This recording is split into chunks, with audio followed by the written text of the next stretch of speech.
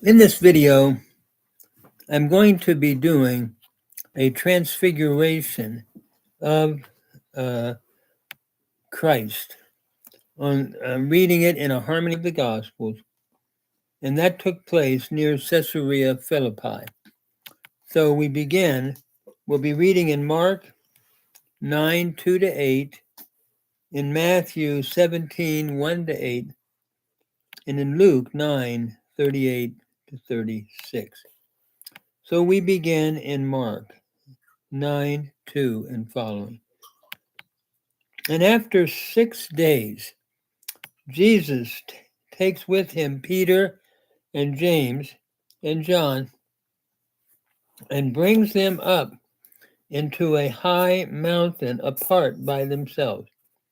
And he was transfigured before them, and his garments became glistening, exceeding white, so as no fuller on earth can whiten them.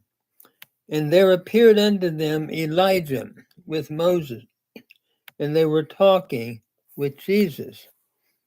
And Peter answering and says unto Jesus, Rabbi, it is good for us to be here. Let us make 3 tabernacles, one for you, and one for Moses, and one for Elijah. For he did not know what to answer, for they were very afraid. And there came a cloud overshadowing them, and there came a voice out of the cloud. And here's what the voice said: This is my beloved Son, hear him. This is a quote from Deuteronomy, or a reference from Deuteronomy 18:15, Isaiah 42:1, and Psalm 2:7. Notice it's interesting. I think what the text is saying, Jesus has fulfilled the law and the prophets. So we don't build 3 tabernacles, one to Elijah and then one to Moses, but there's only one that is to be focused on, and that is Jesus.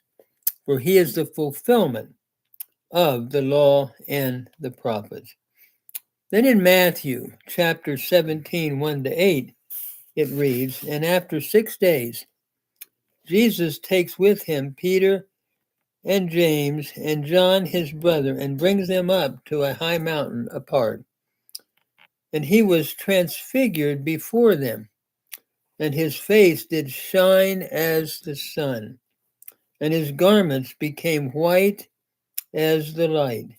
And behold, there appeared unto him Moses and Elijah talking with him, which says something interesting to me, that Moses is there, and yet Moses had died. So I believe it's a text that indicates, even after death, before the resurrection, there was a consciousness on the part of Moses as he was talking on the mountain. It goes on and says, Peter answered and said unto Jesus, Lord, it is good for us to be here. If you will, I will make 3 tabernacles, one for you, and one for Moses, and one for Elijah. While he was yet speaking, behold, a bright cloud overshadowed them.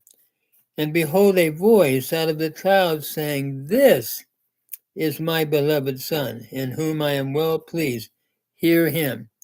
The focus is taken away from the 3 and moved again to Jesus. And when the disciples heard it, they fell on their face and were very much afraid. And Jesus came and touched them and said, Arise, and be not afraid. And lifting up their eyes, they saw no one except Jesus only. And that's really what we're to see. No one except Jesus in terms of his glory. So often we look to humans and worship them almost. But here, the focus is upon the one to be worshiped, and that is Jesus. May we focus on the Lord in all that we do in ministry and life. Then we come to Luke 9, verses 28 to 36. And it came to pass, about 8 days after these sayings, he took with him Peter, John, and James and went up into the mountain to pray.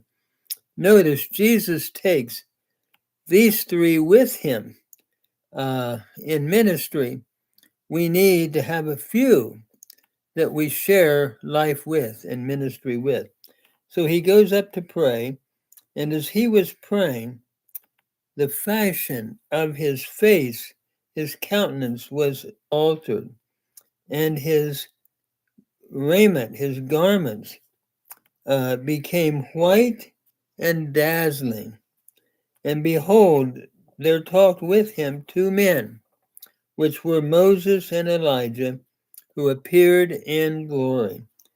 And they spake of his decease, which he was about to accomplish in Jerusalem. So this adds another statement. In Luke, they're talking about his coming death, which was to take place in Jerusalem. Now Peter and they that were with him were heavy in sleep, with sleep. And when they were fully awake, they saw his glory. They were asleep, but then they were awake and saw his glory, and the two men that stood with him, the two men being Moses and Elijah, standing with him.